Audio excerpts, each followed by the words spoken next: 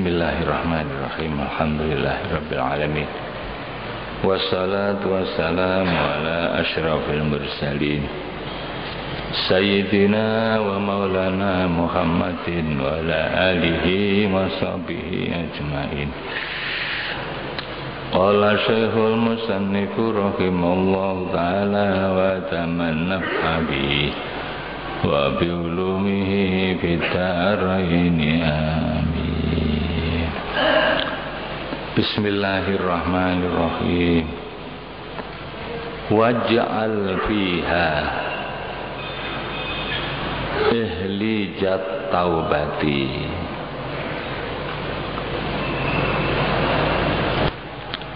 batrahu fiha unirridha.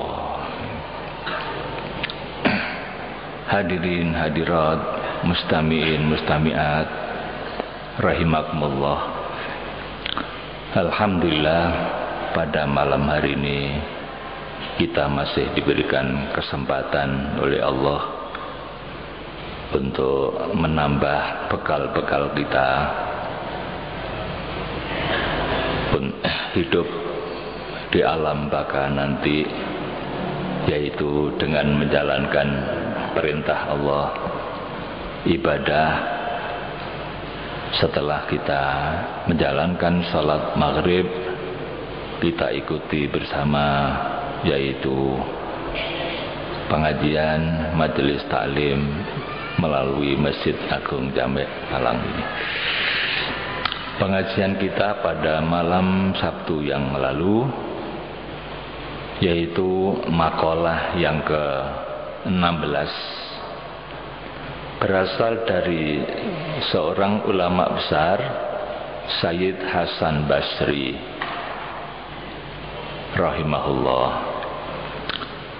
Beliau bercerita pada satu saat beliau berkeliling kota, mengelilingi kota Basrah. Pada suatu hari beliau mengelilingi kota Basrah, berjalan di kampung-kampung, di tempat-tempat, ya, di pasar-pasar, dengan seorang pemuda yang ahli ibadah. Seorang pemuda tapi ahli ibadah, ya. Syabun abidun, pemuda yang senang ibadah, ahli ibadah. Jarang ada pemuda yang mendapatkan titel abid, itu jarang ada. Namun beliau bersama seorang pemuda yang abid ini mengelilingi kota Basrah, kemudian menemukan seorang tabib, seorang dokter yang sedang dikerumuni oleh para pasien. Masing-masing pasien itu ada laki-laki, ada perempuan, ada orang tua, ada anak-anak. Mereka membawa wadah yang berisi air untuk menanyakan kepada dokter itu tentang obat, ya, tentang penyakitnya apa dan obatnya apa, ya, untuk mendapatkan resep agar supaya masing-masing pasien itu bisa mengobati sakitnya, ya. Kemudian pemuda tadi itu, remaja yang bersama-sama Sayyid Hasan Basri ini, bertanya kepada dokter, "Wahai dokter, ayyuhat tabib, hal indaka dawaun, apakah Anda punya obat yaghsilud dzunuba, yang bisa membersihkan dosa-dosa, wa yashfi maradul qulub, dan bisa menyembuhkan sakit hati?" katanya. pemuda ini nampaknya menginginkan dokter itu bisa mengobati hatinya. Ya, penyakit hati yang dianggap lebih berbahaya daripada penyakit lahir. Pada umumnya orang itu yang dicari adalah obat untuk menyembuhkan penyakit-penyakit lahiriah. Ya. Nah, itu pun juga penting. Para dokter ini mempunyai ilmu kedokteran, ya, yaitu bagaimana cara mengobati macam-macam penyakit. Ya, itu dokter. Jadi dokter tahu penyakit dan tahu juga obatnya apa, gitu ya. Sekarang ini bahkan sudah berkembang, di samping ilmu medis juga ada alternatif, ya. Obatnya bukan pakai obat-obat kimiawi, tapi ada juga obat itu berupa herbal, ya. Dari daun-daunan, dari akar-akaran. Itu sebetulnya juga obat, ya. Ya, Allah menciptakan tumbuh-tumbuhan, ya, tanaman-tanaman itu ternyata memiliki khasiat, ya. Dari pohon ini khasiatnya bisa mengobati penyakit ini, pohon ini untuk penyakit itu, ya. Itu memang Allah yang menciptakan seperti itu. Namun harus diketahui, harus diyakini bahwa obat itu tidak bisa menyembuhkan. Yang menyembuhkan adalah Allah. Nah, Kanjeng Nabi memang perintah. Di samping Kanjeng Nabi itu menerangkan bahwa likulli da'in dawa, tiap-tiap penyakit itu ada obatnya. Itu namanya syariat. Jadi kalau kita sakit, syariatnya apa? Ya diobati, datang ke dokter, ya. Dok, saya sakit ini, apa obatnya? Oleh dokter dikasih resep, ya. Itu namanya syariat. Kanjeng Nabi menerangkan seperti itu. Jadi tidak boleh orang itu sakit tidak diobati, tidak boleh. Itu secara syariat. Tapi Kanjeng Nabi juga pernah berbicara tentang hakikat. Di samping syariatnya seperti itu, Rasulullah Shallallahu Alaihi Wasallam bersabda bahwa obat itu tidak bisa menyembuhkan penyakit. Itu namanya hakikat, gitu ya. Karena apa? Hakikatnya yang menyembuhkan itu bukan obat itu. Itu namanya hakikat. Yang menyembuhkan adalah Allah, gitu ya. Maka tidak boleh orang kemudian bersandar kepada obat itu, tidak boleh. Nabi Musa itu pernah sakit gigi, apa sakit mata, apa sakit gigi, tidak ada ceritanya, ya. Kemudian mohon kepada Allah ditunjukkan, ya, obat yang bisa menyembuhkan. Oleh Allah ditunjukkan sebuah daun, ya, silakan kamu ambil daun ini, wahai Musa, ya. Itu namanya syariat. Kemudian Nabi Musa sesuai dengan petunjuk Allah tadi itu mencari daun yang ditunjukkan tadi itu, kemudian dipakai untuk mengobati. Begitu diobati, sembuh. Nah, itu yang menyembuhkan bukan obat itu. Bismillahirrahmanirrahim, diobati, sembuh, ya. Alhamdulillah. Kemudian lain waktu, beberapa waktu yang lain, Nabi Musa sakit lagi. Sakitnya seperti itu. Kemudian langsung mencari daun tadi itu. Begitu mendapatkan daun, langsung diobati. Kok tidak sembuh, malah tambah abu, gitu ya. Tidak sembuh, malah tambah abu. Kemudian Nabi Musa bermunajat pada Allah, ya Allah, bukankah engkau tunjukkan aku bahwa daun itu bisa untuk obat menyembuhkan sakitku, ya. Oleh Allah dijawab bahwa obat itu tidak bisa menyembuhkan, ya. Pada saat kamu mengobati itu lupa kepadaku, tidak baca bismillah, gitu ya. Jadi sandarannya bukan lagi pada Allah, tapi kepada obat itu. Cari obat ini, langsung diobati, lupa kepada yang menyembuhkan. Ya tidak sembuh, tambah sakit gitu ya. Jadi daun-daun itu hanya merupakan perantaraan saja. Ada Allah memberikan kesembuhan lewat itu. Seperti baru-baru ini saya mendapatkan dari teman, mendapatkan dari internet, bahwa yang bisa dijadikan obat untuk menyembuhkan penyakit kanker itu adalah daun sirsat, ya. Itu sebetulnya sudah lama Amerika menemukan itu, ya. Jadi sirsat itu ternyata bisa menyembuhkan, ya, bisa untuk mengobati penyakit kanker.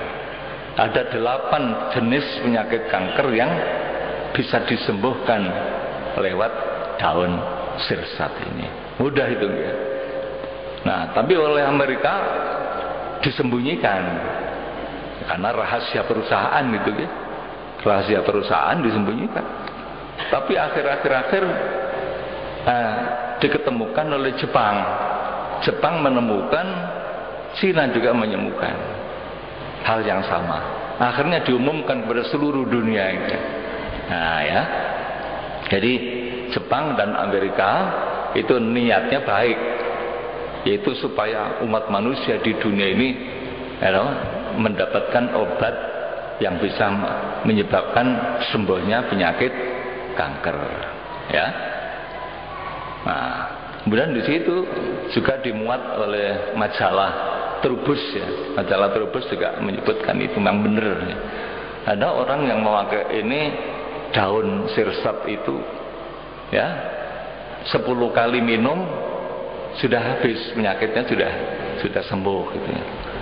Jadi diambil 10 daun sirsat yang sudah tua, yang hijau-hijau ya, yang sudah tua itu, kemudian digodok 3 gelas, ya, sampai mendidih menjadi 1 gelas. Nah, kemudian diminum pagi dan sore. Itu ada yang 10 kali minum sudah sembuh gitu. Nah, ini namanya pengobatan. Tapi harus yakin bahwa yang menyembuhkan itu bukan daun sirsat tadi itu, namun Allah Subhanahu wa ta'ala gitu ya. Bisa disampaikan pada saudara-saudara kita barangkali ada yang kena penyakit ini. Ternyata sirsat itu punya khasiat, ya, punya khasiat keistimewaan untuk obatnya penyakit kanker. Nah, buahnya itu untuk menolak kanker, daunnya untuk mengobati penyakit kanker. Itu diketemukan oleh Jepang dan juga oleh Cina. Jauh sebelumnya oleh negara adidaya Amerika itu. Para bapak dan ibu, itulah pengobatan lahiriah, ya, bisa menyembuhkan penyakit-penyakit termasuk penyakit kanker. Ini kan penyakit jasmani. Namun yang ditanyakan oleh pemuda tadi itu bukan itu. Ada yang lebih bahaya lagi. Apa? Penyakit hati. Itu yang ditanyakan. Apa dokter punya itu? Ya. Kalau cuma obat, kalau cuma sakit lahir saja, ya, paling-paling orang itu mati. Gitu ya. Paling-paling mati waktunya itu. Itu kalau penyakit jasmani. Tapi kalau penyakit rohani, penyakit hati, dibawa sampai sesudah mati. Bahayanya itu sampai sesudah mati nanti. Orang sakit hatinya kotor, penuh dengan macam-macam dosa, itu nanti bahaya di sana. Ya, maka itu harus diobati. Maka pemuda tadi itu yang ditanyakan adalah justru obat yang bisa membersihkan dosa-dosa dan mengobati sakit hati. Nah, kebetulan dokternya ini, tabibnya ini adalah juga seorang sufi gitu. Jadi di samping bisa mengobati lahir, tapi juga bisa mengobati batin. Maka dokter tadi itu menjawab, "Naam, ya, saya punya obat, ya, untuk membersihkan dosa-dosa dan untuk menyembuhkan sakit hati." Apa katanya? Makalah hati, tolong dokter saya diberitahu apa itu. Faqala. Kemudian dokter tadi itu memulai menyampaikan resepnya. Tulis, nah, saya akan menyampaikan ini, ya, resepnya. Khudh minni asyrata asya.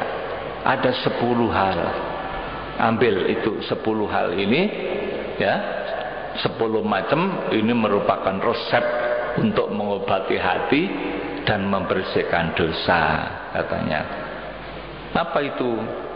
Yang pertama adalah uruku syajaratil fakri ma'a uruku syajaratil tawadu. Ini kalau kita simpulkan aja ya, 1, 2, 3 sampai 10 itu. Yang pertama adalah akar-akar dari pohon fakir, ya, fakir bersamaan dengan akar-akar pohon tawadu. Ini resep yang pertama. Jadi fakir dengan tawadu. Fakir itu apa? Yaitu suatu perasaan miskin, tapi di hadapan Allah, bukan di hadapan manusia. Dari al-fakir ilallah, ya, fakir di hadapan Allah. Maka manusia itu harus merasa fakir, butuh kepada Allah, tidak butuh kepada manusia.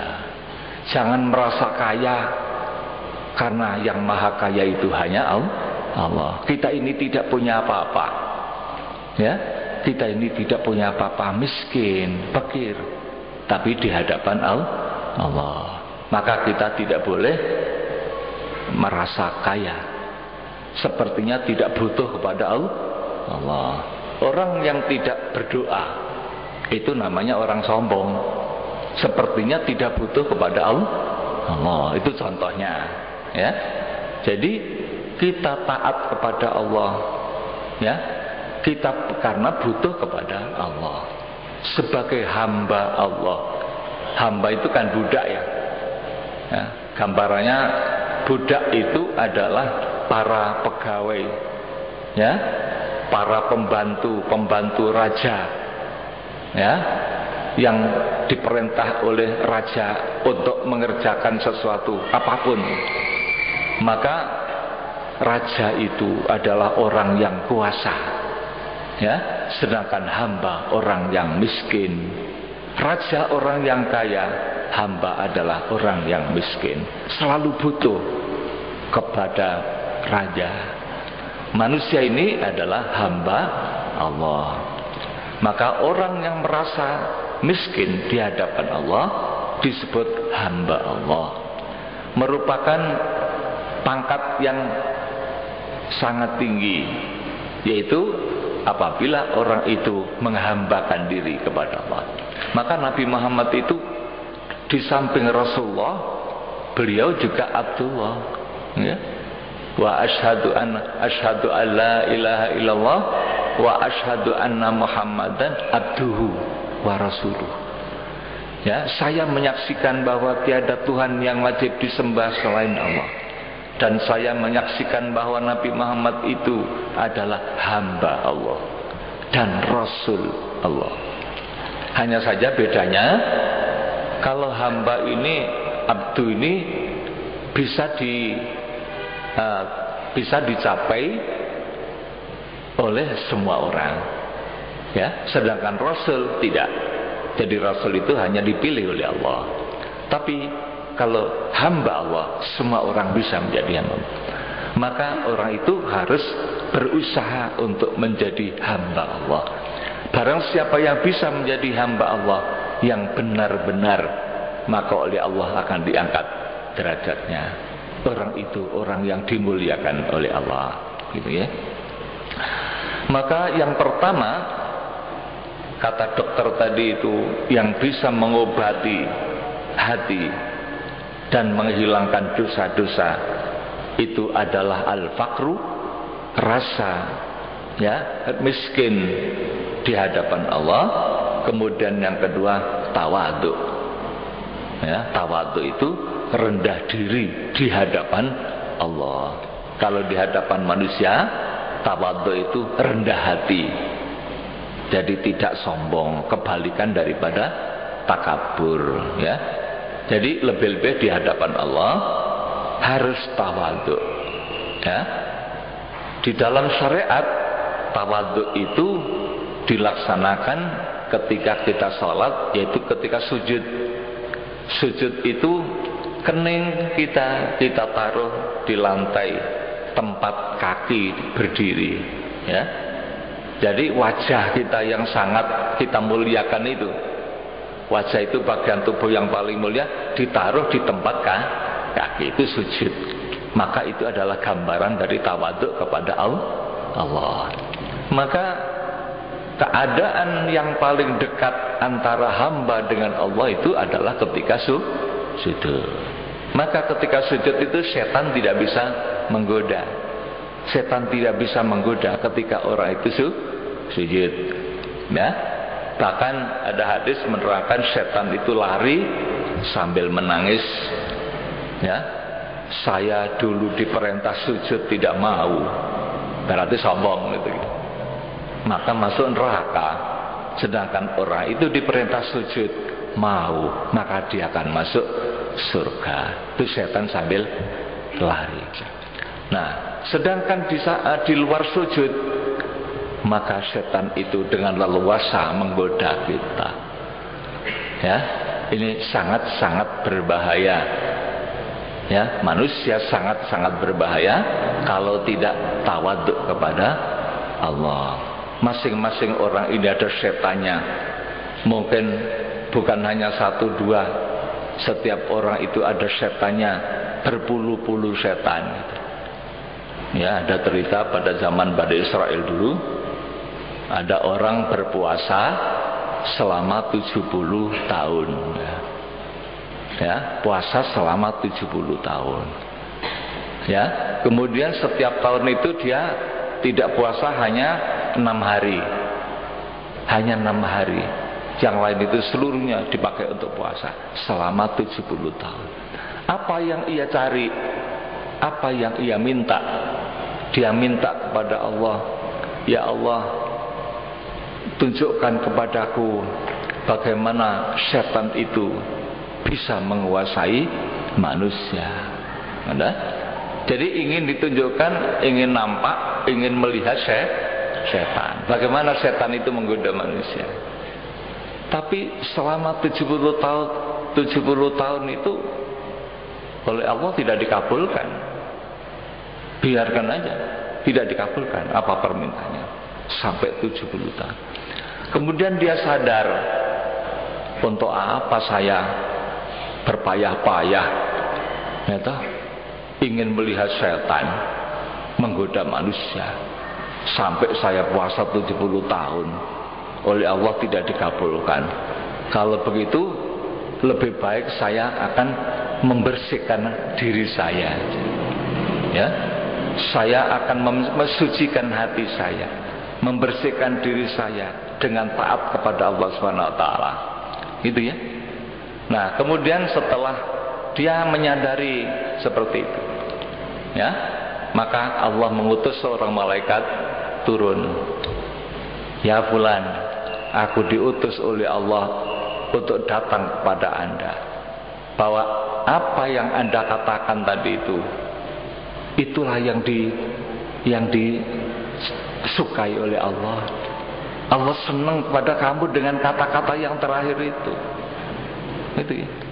Maka oleh Allah sekarang hatimu sudah dibuka. Silakan lihat. Nah, kemudian dia melihat. Nampak seluruh dunia ini. Bumi itu nampak. Ya. Bumi ini seluruhnya diliputi oleh setan. Begitu penuh. Iblis itu menurunkan anak buahnya, menurunkan anak cucunya, menurunkan tentara-tentaranya di dalam rangka menyesatkan umat manusia ini. Maka dilihat oleh orang itu bahwa tidak ada seorang pun yang tidak dikerumuni oleh setan. Bagaikan lalat mengerumuni bangkai. Gitu ya. Jadi setiap orang ini dikerumuni oleh setan yang sangat banyak. Kemudian apa kata orang itu? Ya Allah, ya Rabb, Man yanju minha. Siapa yang selamat dari keadaan ini ya Tuhan? Siapa orang yang bisa selamat dari setan itu? Allah menjawab, al-wara' al-layyin. Ya. Yang selamat itu hanya orang yang wirai dan orang yang lemah lembut hatinya. Itu al-wara' al-layyin. Hanya itu. Maka orang yang ikhlas itu ya, orang yang hatinya sudah bersih dari kotoran-kotoran penyakit tadi itu yang selamat gitu ya. Maka setiap orang harus mempunyai kewajiban untuk membersihkan hatinya dari kotoran-kotoran daripada penyakit-penyakit yang berbahaya tadi itu. Maka kalau pemuda tadi itu yang ditanyakan adalah obat hati, itu benar. Karena manusia bahaya selama hatinya masih kotor. Nanti hari kiamat itu yang selamat hanya orang yang hatinya selamat. Yauma la yanfa'u malun wala banun illa man atallaha biqalbin salim. Pada hari kiamat itu tidak ada lagi gunanya harta benda. Anak-anak wis gak kanggo. Gitu. Seluruhnya tidak ada gunanya. Hanya orang yang sowan kepada Allah, yang hatinya bersih, hatinya selamat tadi. Itu adalah doa Nabi Ibrahim ya. Nabi Ibrahim doa, mohon pada Allah agar supaya aku diselamatkannya Tuhan. Pada hari kiamat nanti Engkau selamatkan aku. Pada hari di mana harta dan anak-anak itu sudah tidak ada gunanya, kecuali orang yang hatinya selamat. Maka pemuda tadi itu yang ditanyakan bagaimana mengobati hati. Oleh dokter Sufi tadi itu diterangkan ada obat-obatnya. Yang pertama adalah al-faqru wa tawadu. Ya, sifat fakir, butuh hajat kepada Allah dan tawadu kepada Allah. Ya, rendah diri. Kalau terhadap manusia, rendah hati, tidak boleh sombong. Jadi ini kebalikan daripada takabur, ya. Karena yang besar itu hanya Allah. Allahu Akbar. Hanya Allah saja yang akbar. Selain Allah itu adalah asghar, kecil. Hanya Allah yang maha. Maka orang tidak boleh sombong. Barang siapa yang merasa besar, itu bahaya, ya. Al-kibriya'u izari, ya, wal azamatu ridai. Keagungan itu, kebesaran itu adalah pakaianku, kata Allah. Dan keagungan itu adalah selendangku. Maka barang siapa yang merebut salah satu dari pakaianku, pakaian kebesaran dan keagunganku, aku campakkan orang itu ke dalam api neraka. Itu adalah dalam hadis qudsi gitu ya. Maka orang tidak boleh sombong, harus tawaduk, ya, tawaduk terhadap Allah karena Allah yang maha agung, dan tawaduk kepada orang lain, ya. Tidak boleh kita merasa lebih baik dari orang lain. Kemudian yang kedua adalah ihlijut taubat. Ihlij itu artinya kalau obat jasmani yaitu urus-urus, ihlij itu ya. Jadi urus-urus itu untuk mengobati, untuk membersihkan perut, gitu ya. Nah, di sini untuk membersihkan dosa itu apa? Taubat. Maka taubat itu diumpamakan seperti urus-urus yang bisa membersihkan kotoran, ya. Maka taubat itu adalah membersihkan kotoran hati dari dosa-dosa, ya. Harus banyak istighfar, bertaubat kepada Allah. Syaratnya tobat itu diterima: satu, an-nadam, harus menyesal; dua, al-iqra', harus berhenti daripada dosa; yang ketiga, al-azmu, bertekad tidak akan mengulangi lagi. Itu dosa kepada Allah. Kalau dosa kepada manusia, harus ditambah satu, yaitu al-ibra', bebas dari tanggungan. Kalau pinjam harus dikembalikan, kalau utang harus dibayar, punya salah harus minta maaf. Itu dosa kepada manusia. Itu semua harus dibersihkan dengan taubat, ihlijut taubat. Kemudian yang ketiga adalah watrahu fiha ridho. Kemudian semuanya itu supaya dimasukkan ke dalam tempat. Hawun itu lumpang, ya, kalau orang Jawa mengatakan lumpang. Untuk menumbuk padi itu namanya hawun, ya. Masukkan ke situ lumpang. Lumpangnya apa? Ridho, ya. Ridho terhadap takdir, ya. Apapun yang oleh Allah ditakdirkan, diterima dengan ridho, dengan hati yang gembira. Ya, kita ini oleh Allah sudah ditakdirkan, ada yang laki-laki, ada yang wanita, terima itu dengan baik. Yang laki-laki terimalah sebagai laki-laki, wanita terimalah sebagai wanita. Jangan sekarang laki-laki ingin jadi wanita, perempuan ingin jadi laki-laki. Itu namanya menentang takdir Tuhan. Tidak bisa, tidak boleh itu, ya. Jadi ridho.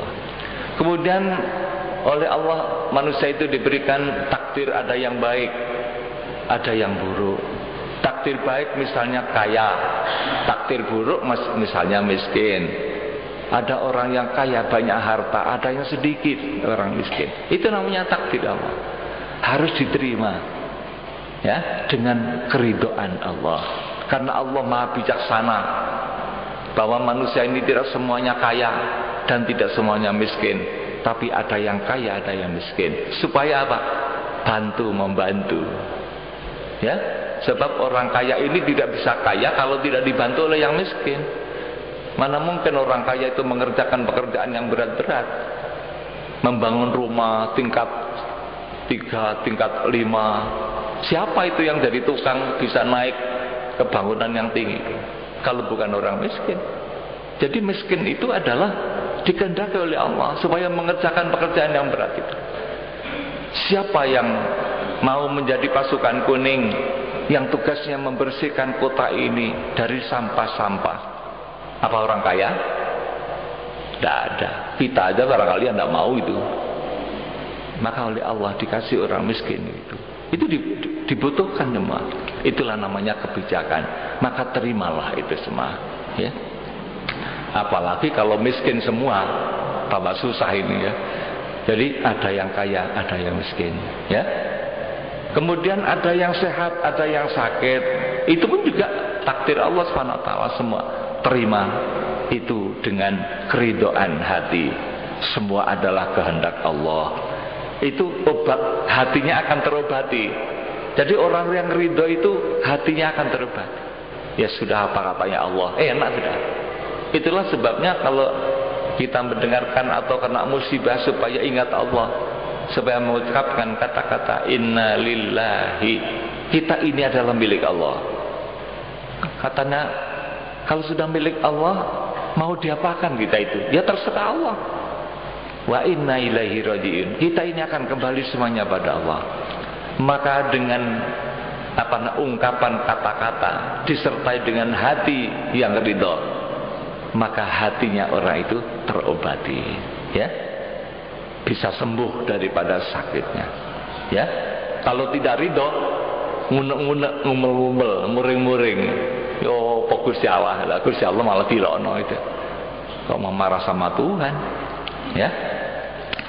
Kemudian yang keempat, wa ashikku bimenjaril qanaah, ya, tumbuklah, lembutkan, wa ashikku bimenjaril qanaah, dengan palu, tumbuk, haluskan dengan palu.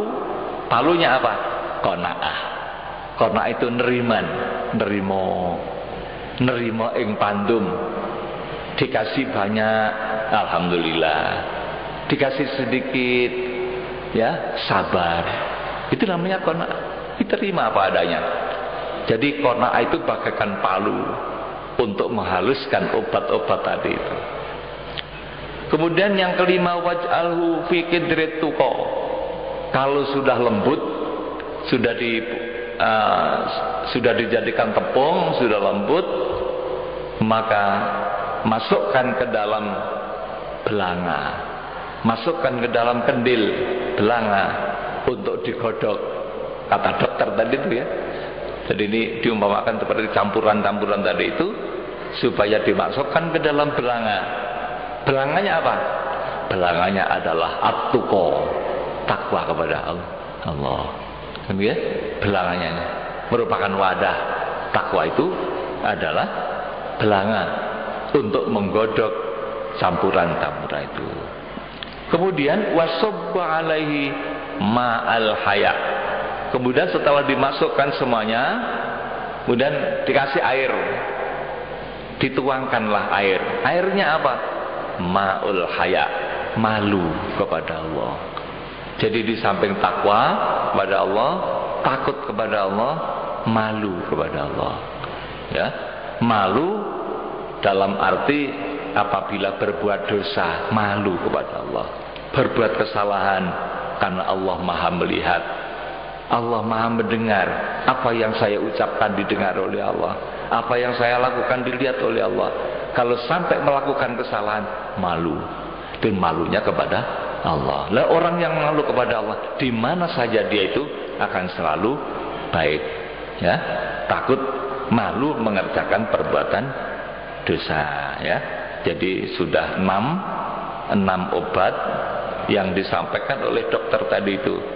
Ya, fakir dan tawadhu, taubat, ridho, qanaah, kemudian takwa.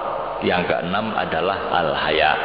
Semua itu adalah obat-obat hati untuk menyembuhkan penyakit hati dan menghilangkan dosa.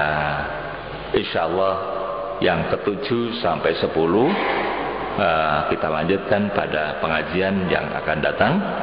Mudah-mudahan semuanya ini bisa kita jadikan obat hati kita, agar supaya hati kita menjadi hati yang bersih di hadapan Allah, dan kita diberikan keselamatan fid dini wad dunya wal akhirah. Allahumma shalli ala Muhammad maulaya sholli wa sallim iman abada ala habibika khairil khalqi kullihim. Law kuntu a'lamu an lima waqiruhu katamtu sirron bada limenhu bil katami maulana linta iman abada ala habibika khairil khalqi kulli man li birati jima khin min ghawayatiha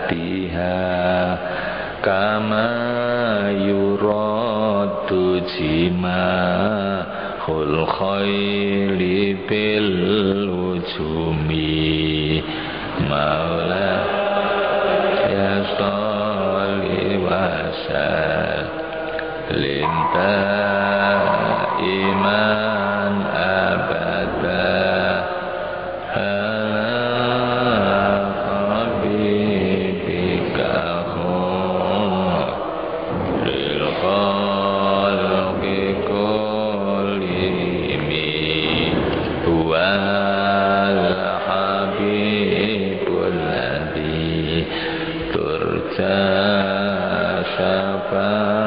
syafa'atuhu likulli hawlim minal ahwali muqtahami ya habibil Mustafa baligh maqasidana wa ghfir lana ma madha ya wasi'al karam. Allahumma fa'alna bima 'allamtana wa 'allimna ma yanfa'una ya Allah. Allahumma zidna ilman nafi'a wa qalban munawwara wa fahman sahiha wa lisanan nasiha wa biqawlan yaqina. Allahumma ij'alna 'aliman fi ilmik wa salihan bi ibadatik. Rabbana atina fid dunya hasanah wa fil akhirati hasanah wa qina adzabannar. Wa sallallahu ala sayyidina Muhammadin wa ala alihi wa sahbihi wasallam. Walhamdulillahirabbil alamin. Wassalamualaikum warahmatullahi wabarakatuh.